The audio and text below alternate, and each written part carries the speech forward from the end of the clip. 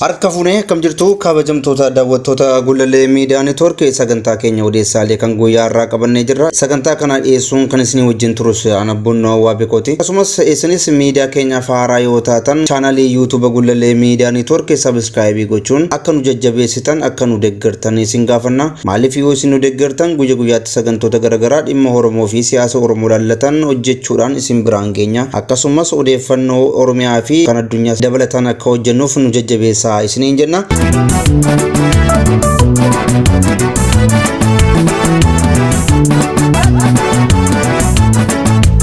Maduree keenya jalqabaa keessatti lolli waraana bilisummaa Oromoo fi mootummaa Itoophiyaa gidduutti geggeeffamaa jiru itti fufeeti jira. Erga mariin siyaasaa qaamolee lamaan jechuunis waraana bilisummaa Oromoo fi mootummaa Itoophiyaa gidduutti Tanzaaniyaa magaalaa Dar es Salaamitti itti fufee boodas lolli waraana bilisummaa Oromoo fi loltoota Itoophiyaa gidduutti bakkoota garagaraatti itti fufee jiraachuun odeeffannee jirra. Qaamoleen kun lamaan erga waggaa 5 wal waraana fuulaa si'a lama oliif walirratti labsuudhaan wal waraanaa turaniiru. Mootummaan Itoophiyaa loltoota kana balleessuudhaaf ogaa lola labsu loltoonni waraana bilisummaa Oromoo immoo ofirraa ittisuudhaan waggoota 5 wal morkachaa turaniiru. Sanas ta'e kanas mootummaan humna isaa kan irratti fixe ogaa ta'u waraana bilisummaa Oromoo immoo bakkoota dur qabate tururraa babal'isuudhaan dachiilee Oromiyaa hundumaa keessa wal ga'uudhaan loltoota isaa sadarkaa dandeetti waraanaa guddaa irraa akka ga'an gochuudhaan baay'inaanis hidhannoodhaanis akkasumas siyaasaa fi seera militariitiin guddiseeti jira. Haa ta'u malee wal waraansa waggaa 5 geggeeffame booda mootummaan Itoophiyaa karaa nagaraan dhimmi kun xumuramuu qaba lolaan banjifachuu hin dandeenyu waan jedhuun karaa pirezidaantii mootummaa naannoo Oromiyaa obbo Shimallis Abdiisaatiin mariin araaraa dhiyaatee ture. Akkasumas mootummaan federaalaas ayyamamaa ta'uudhaan gara mariitti akka deebanu godhamee ture. Gaaffiiwwan yookaan ajandaa marii qaamoleen kun lamaan qabatanii dhiyaataniin haraarri kun gufateeti jira. Lolli kun ammas itti fufuudhaan eegga mariin siyaasaa Taanzaaniyaatti geggeeffamaa ture gufatee boodas godinaalee Oromiyaa hedduu keessatti kan durii caalaa jabaatee itti fufuudhaan wal waraanaatti jiramu. Gama loltoota Itoophiyaa bakka waboon argama jedhu hundumatti deemuudhaan haleellaa banuuf yaalanis waraanni bilisummaa Oromoo ofirraa qolachaa ture guyyoota lamaan darbanii fi sa'aatiiwwan 24 kana keessatti garuu waraanni bilisummaa Oromoo kaleessa hanga yeroo kanaatti bakkoota hedduu to'atee jira. Keessumaa magaalaa Moyyaalee keessatti waraanni bilisummaa Oromoo haleellaa diinotatti raawwateen diinota kana adabuudhaan magaalaa Moyyaalee to'ateeti jira. Meeshaawwan akkasumas wantoota waraanni bilisummaa Oromoo ni deeggaruu ni jabeessu jedhamu hundumaa loltoota Itoophiyaa irraa fudhateeti jira. Kana malees loltoonni kaan ayyamamoo ta'anii harka kennataniiru kaan immoo humnaan boojamanii waraana bilisummaa Oromoo jala jiru jechuudha. Gama lixaatiin lolli kun jabaatee kan itti fufee jiru waggaa ta'u qellam Wallaggaa naannoo Jaalmarroon helikoophteraan Tanzaaniyaa deemee bakka sanatti deebi'a jedhamee shakkamaa jiru keessas naannoo sana guutummaatti loltoonni Itoophiyaa gara Gambeellaatii fi gara qellam Wallaggaatiin itti naquudhaan naannoo sana loltoonni hedduun buufatanii akka jiran maddi keenya naannoo Gambeellaa jiru nuuf heereeti jira. Loltoonni kun karaa Beenchi Maajii akkasumas gara godina Lubbaa Booraatiin akkasumas gara qellam Wallaggaatiin kan inni bakka Jaalmarroon ture jedhametti loltoonni kun hedduun akka fe'amaa jiranudha kan odeeffannoo nu geenye. Sagantaa keenya dheengadda hojjenne keessattis dhimma kana kaasnee turre. Hammas loltoonni mootummaa Itoophiyaa hedduun gara sanatti imala akka jiranudha odeeffannoon kan nu gaatii jiru. Ajajoonni waraana bilisummaa Oromoo olaanoon Oromiyaa keessa jiran yeroo ammaa kana kanneen lamaan Taanzaaniyaa jiran malee jechuu kiyya wal'aansoo mootummaa Itoophiyaa wajjin impaayera Itoophiyaa cabsuuf taasisaa jiran kana itti gaafatamummaa fi jabina guddaadhaan itti fufanii raawwataati jiru. Kabajamtoota daawwattoota keenya dhimma lola adeemaa jiru kanarratti sagantaa addaa hojjennee isin biraan kan geenyu ta'a.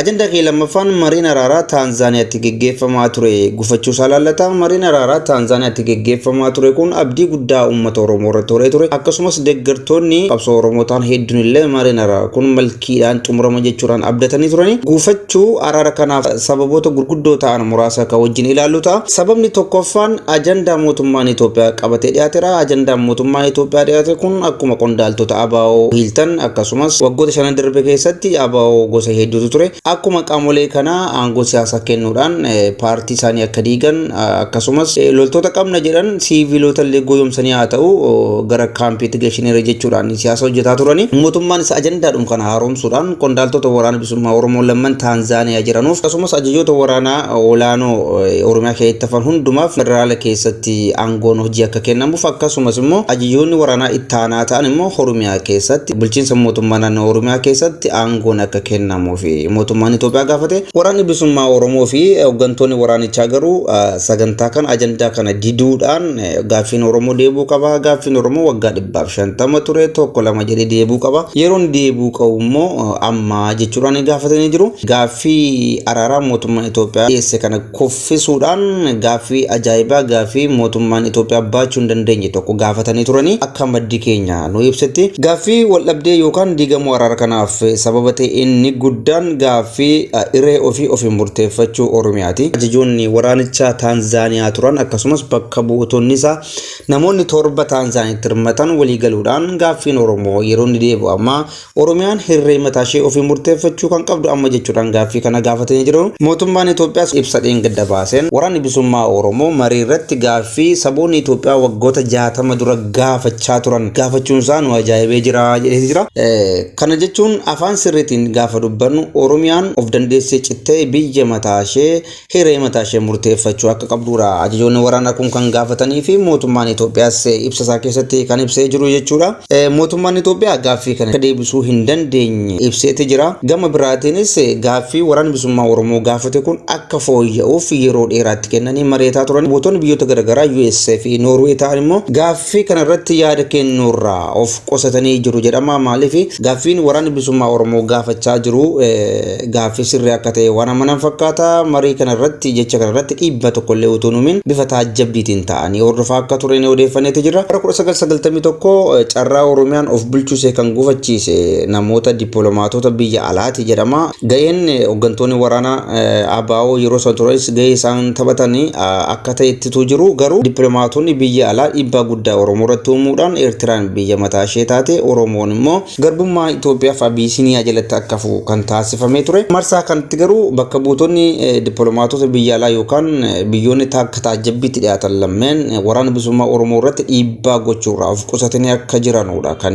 odeeffannoon nu ga'e bakka buutonni mootummaa Itoophiyaa Taanzaaniyaatti imalaa turan yeroo 3 ol wal jijjiiruudhaan kan isaan marii kana irratti dadhabanii jeneraalota afaan Oromoo dubbatan kan Itoophiyaa bakka bu'an gargaraas Abiyyiin ergeeti ture. Nuti dhimmi keenya dhimma afaan Oromoo yookaan afaan Oromoo dubbachuu fi Oromoo ta'uuf Oromoo ta'uu dhiisuu miti. Kaayyoon keenya yookaan gaaffiin keenya inni guddaan gaaffiin Oromoo deebuudha jechuudhaan kan isaan wal falmaati turani. Wal morkii yookaan marii araaraa guyyoota 14f taasifame keessatti gaaffii waraanni bilisummaa Oromoo gaafate irratti walii galuu hin dandeenye. Mootummaa Itoophiyaa wajjin araarri kunis kanaaf gufatee jira jechuudha. Waraanni bilisummaa Oromoo fi bakka buutonni isaa Taanzaaniyaa jiran akkasumas Oromiyaa keessatti loltoota hoogganaa jiran uummata Oromoo fi namoota garaagaraa saboota Itoophiyaa keessa jiran hundumarraa iyyuu dinqisiifannaa hedduu argatanii jiru. Ijoolleen kun ijoollee kaayyoo qabduudha. Dhugumattuu bilisummaa saba jiraatiif ciniinnatanii kan manaa baanii jechuun dinqisiifatamaatii jiru.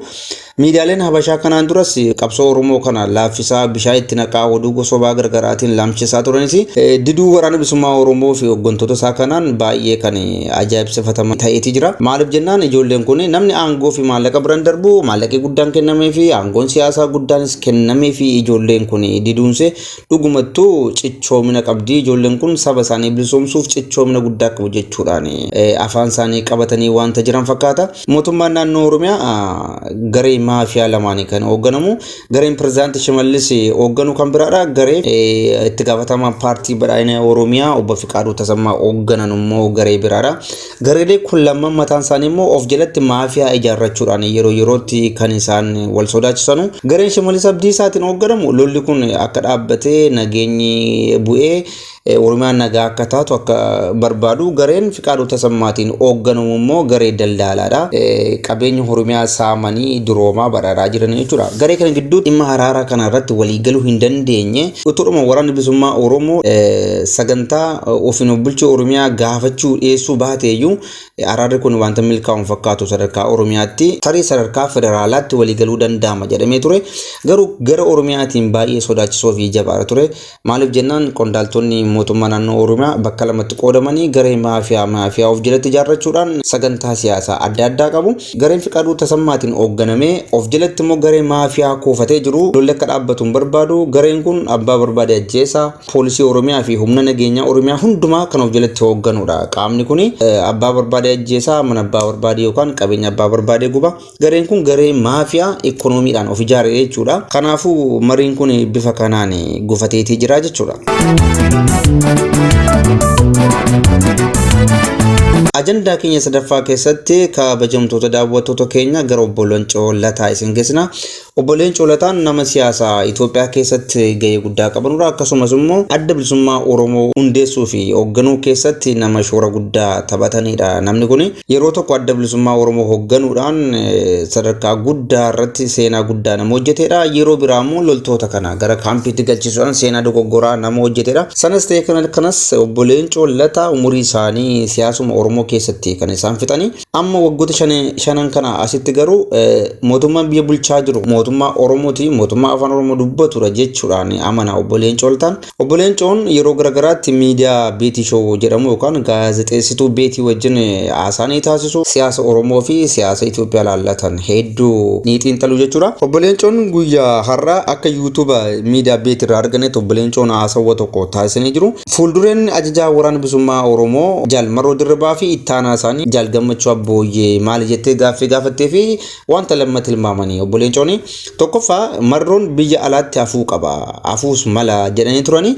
Biyya alaatti yoo hafe immoo waraanni bilisummaa Oromoo Oromiyaa keessa jiru bittinnaa'ee gareewwan garaagaraatiin hoogganamuudhaan bakkoota garaagaraatti maqaa garaagaraa fi garee garaagaraa ta'uudhaan gara sadarkaa badiinsaa yookaan biyyattii balleessuu ragaa sodaan qaba jechuun dubbataniiti jiru.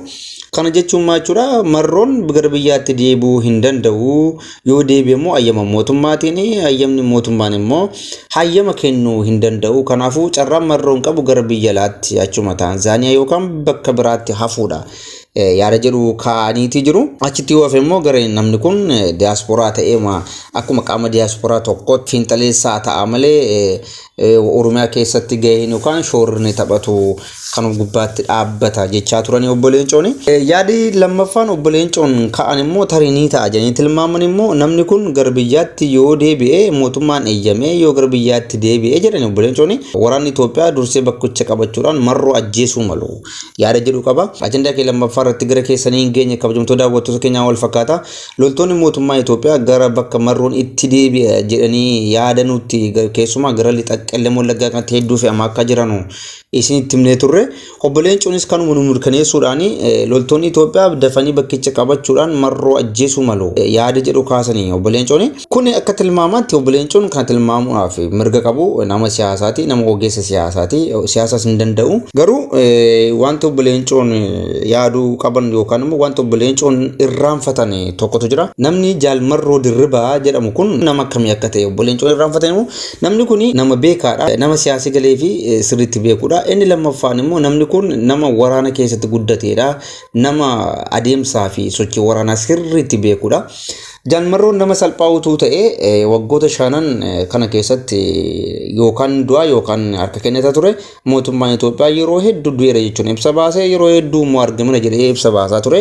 Kanas deeggartoonni mootummaa Itoophiyaa hedduun yoo rifataniiru ga'umsa mootummaa isaanii kana komachuudhaan hedduu gaddanii turani. Obbo Leencoon waan isaan irraanfatan keessatti sammuudhuma bara durii sammuudhuma bara 1991tiin yaadanii Jaal Marroos nama jaarraa kana utuu hin taane nama jaarraa isaanii godhaniiti kan yaadanii. Addunyaa kana keessa yeroo ammaa kana addunyaa kana jennu Oromiyaa keessa namoota gosa lamatu jiru, nama gosa lamatu jira. Kabajamtoota daawwattoota keenya Oromiyaas haa ta'u addunyaa kanarra yeroo ammaa kana guyyaa har'aa kana nama gosa lamatu jira. Namni gosa lamaan kun bakka lamatti qoodama. Maal jechuudha namni gosa lama kun? ABC namoota jedhama yookaan after birth of computer, BBC before birth of computer jechuudha. ABC after birth of computer jechuun maal jechuudha? Nama akka Marroo kanaa jechuudha. Nama dhaloota koompitara booda, nama erga koompitara dhalatee booda alate uumama koompitara booda bara saayinsii bara teekinooloojii bara beekumsaa keessa nama dhalateen ABC yookaan after birth of computer jennaan jechuudha. Nama akka obbo Leencoo Lataa kanaan beekumsas qaban garuu nama akka obbo Leencoo Lataa kun immoo maal jedhamu hara BBC yookaan before birth of computer jennaani. Namoonni kunneen bara saayinsiin hin jirre bara teekinooloojii dura dhalatanii saayinsii dura dhalatanii koompitara dura dhalatanii yeroon ammaa kun isaanii galuu hedduu isaan rakkisa. Sammuu duriitii yaadu saayinsii siyaasaa ka durii sanaan yaadu dhaloota ammaa kana wajjin walii galuudhaaf dhaloota ammaa kana hubachuudhaaf hedduu rakkatu. Dhaloonni kompiitara boodaa yookaan after birth of computer jedhaman kanneen akka jaalmarroo fi dhaloonni ammaa kun namoota kan dursanii dafanii yaaduu, dursanii xiinxaluu, dursanii wanta tokko arguu jechuudha. Obbo Leencoof kabaja guddaan qaba. Nama qabsoo Oromoo keessatti gatii guddaa kaffaleedha. Dhagaa hedduu nama darbateedha. Dhagaan hedduun immoo namatti darbatameera. Waan isaan komadhu keessaa jaarraa nuti amma keessa dhalanne kana irraanfachuu isaaniiti. Irraanfachuu qofa iyyuu mootuu hin taane yaadachuuf illee shaakala hin godhanu. Kun xiqqoosee nama gaddisiisa. Jaalmarroon gara Oromiyaatti ni deebi'a. Waraana bilisummaa Oromoos immoo ni hooggana. Sababni isaa Jaalmarroon nama jenereeshinii haaraa kanaati jechuudha. Kabajamtoota daawwattoota Gullallee Miidiyaa Neetwoork sagantaa kana kan isin biraan gahaa jiru ana Boonnoo Waabeekooti. Gara odeessaalee keenya afuraffaatti dabarraa. Odeessaalee keenya afuraffaatiin dhimma Eertiraa fi Dr. Abiy Ahmed agarraa. Dhimma Eertiraa fi Itoophiyaa jechuu hin dandeenyu. Kanaafan dhimma Eertiraa fi Abiy Ahmed jedhe. Dhimmi Eertiraa fi Abiy Ahmed kun dhimma nama dhuunfaati. Kana jechuun machuudha Eertiraan bara 1991 erga biyya mataa ishee taatee murteeffattu shirri tokko dalagameera. Shirri dalagame sun maalodha? Shirri tokkoffaan Oromoon akka biyya hin taane irratti dalagan Shaabiyaanii fi Wayyaanee jechuudha. Inni lammaffaan immoo Shaabiyaanii fi Wayyaaneen ammas Itoophiyaa irratti shirra dalaganii.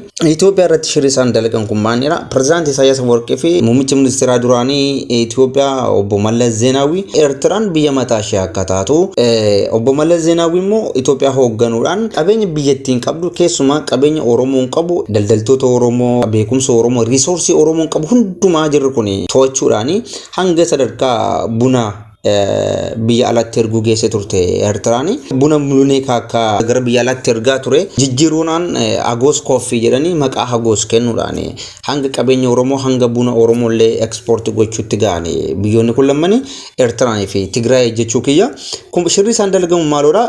Pirezidaantiin Eertiraa Isaayyaas Afwerqii fi muummichi ministeeraa duraanii Itoophiyaa obbo Mallas Zeenaawii baay'ee michooma turanii, namoota hedduu wal jaalatan turanii, hiriyaa turanii, guyyaa guyyaatti namoota wal argan turanii. Akkuma Dr. Abiy fi Isaayyaas Afwerqii waggaa lama duraa jechuudha. Kana gidduutti wal-dhabdee tokko tuumame.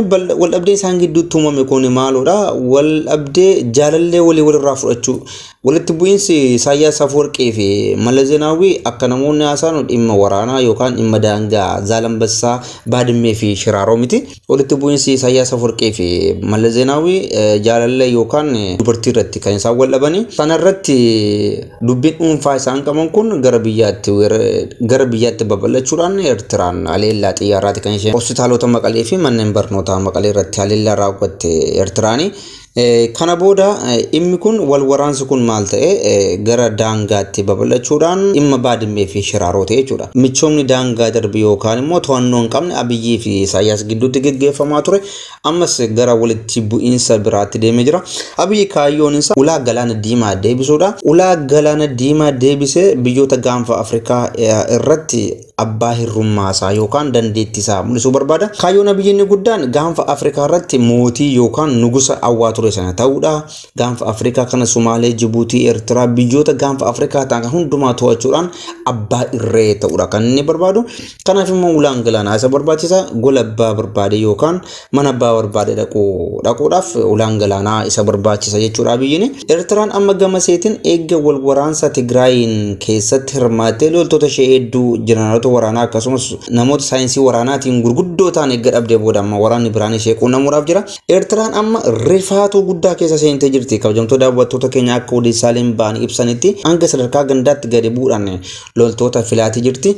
Loltoota filuu qofa utuu hin taane dargaggeessa humna qabu yookaan gaheessa ta'e filuu qofa utuu hin taane namoota qaama miidhamoo ta'an kanaan dura lola Itoo Eertiraa fi lola Tigraay wajjin geggeessan gubbaatti madoo ta'an yookaan aanfiti ta'an hundumaa dabalachuudhaan hundumtuu gara mooraa waraanaatti akka galu gochaa jirti Eertiraan. Kabajamtoota daawwattoota keenya waraanni hin hafne deemamaatti jira. Xiinxaltoonni gaanfa Afrikaa hedduun dhimma kana gubbaatti xiinxalaatti jiru. Hedduun isaanii garuu ulaan galaanaa Itoophiyaan barbaachisa jiru. Hedduun isaanii immoo Dr. Abiyyiin qeeqaatti jiru. Biyya namaa weeraruudhaaf jedhamaatti jira. Kabajamtoota daawwattoota keenya kaayyoon Abiyyi kun wanta guufate fakkaata. Eebuna Abiyyi Itoophiyaa keessatti waraana dhaabbisee fuula isaa gara Eertiraatti qajeelchuuf ture wanta guufate fakkaata. Kana jechuun maal jechuudha? jechuudha. Mariin araaraa waraana bilisummaa Oromoo fi mootummaa Itoophiyaa gidduutti adeemsifamaa ture gufachuunsaa irra caalaa kan inni miidhu mootummaa Itoophiyaati. Gama kanaan araarri kun gufachuu isaatiin mootummaan Itoophiyaa hedduu akka miidhamedha kan odeeffamaa jiru. Muummichi ministeeraa hawwii mootii ta'uu qaban kun funyaan isaanii jala Finfinnee jala waraanni bilisummaa Oromootu jiru. Loltoonni waboo otoo jiranii yoo maraate yoo sammuu dhabe malee Eertiraa gubbaatti weerara hin raawwatu yookaan asabiin to'achuuf hin shaakalu yookaan hin yaalu jechuudha. Kana jechuun maachoo Dr. Abiy goolii lakkoofsisni isaan irra ture otoo lakkoofsisin afuudhaan wanta qabxii gatan fakkaata. Araarri marii Taanzaaniyaatti diigame kun irra caalaa kan inni miidhu loltoota waraana bilisummaa Oromoo yookaan qondaaltota waraana bilisummaa Oromoo akkasumas uummata Oromootu hin taane Dr. Abiy fi Itoophiyaa ni miidha jechuudha. Akka yeroo lola Tigraay sana waboon utuu naannawaa Finfinnee jiru yookaan Oromiyaa keessa lolaa jiru lola hin bantu. Maaliif lolli Eertiraa wajjin taasifamu kun immoo lola guddaa ta'uu ni mala. Sababni isaas Eertiraan dippiloomaasii dalagaa jirti. Biyyoonni Itoophiyaa hin barbaanne, biyyoonni ambaa gannanummaa yookaan abbaa hirrummaa Itoophiyaa hin barbaanne hedduun yookaan michoonni Eertiraa cinatti hiriiruu ni danda'u jedhamee eegama. Tarii Itoophiyaa fi Dr. Abiy Ahmed akkuma jedhan ulaa galaanaa asabiin kana to'achuudhaaf yookaan marsuudhaaf yaalii godhu yoo ta'e wal waraanichi wal waraansa isa guddaa ta'a. Gaanfi Afrikaa dachee biyyoota hundumaan biyyoota hedduudhaan barbaadamuudha. Garuu Dr. Abiy Ahmed yookaan Itoophiyaan waraana bilisummaa Oromooti wajjin rakkoo qabdu otoo hin fixatin gara lola kanaatti seenti jedhee anis yaadu namoonni biraas immoo tarii yaaduu dhiisuu malu jedheen abdiin qaba. Mariin araaraa Taanzaaniyaatti gufate kun irra caalaa kana Eertiraadhaa fi oduu gaarii ta'uu mala wanta jedhamutu jira. Tarii biyyattiin nagaa yoo taate weeraramuun Eertiraa haqa waan ta'u fakkaata. Kanaafuu gufachuun araaraa kun mootummaa Eertiraatii fi obbo Isaayyaas Afwerqiidhaa fi oduu gammachuu sabbar zeenaa ta'eetii jira jenna. Kabajamtoota daawwattoota Guulallee Miidiyaa Neetwoork ayyan kabajamtoota daawwattoota Guulallee Miidiyaa Neetwoork sagantaan keenya kan guyyaa har'aatiif qabannee kan hangasii ture qopheessee kan isin biraan ga'e ana Boonnoo Waabekooti. Isin sagantaan keenya guyyaatti akka isin bira ga'aniif nu jajjabeessaa isiniin jenna. Chaanaalii Guulallee Miidiyaa Neetwoork subscribe share gochuudhaan dhimma Oromoo fi Oromiyaa irratti akka hojjennuuf nu deeggaraa nu jajjabeessaa isiniin jenna. Gama kootiin xumureen jira. Turtii gaarii.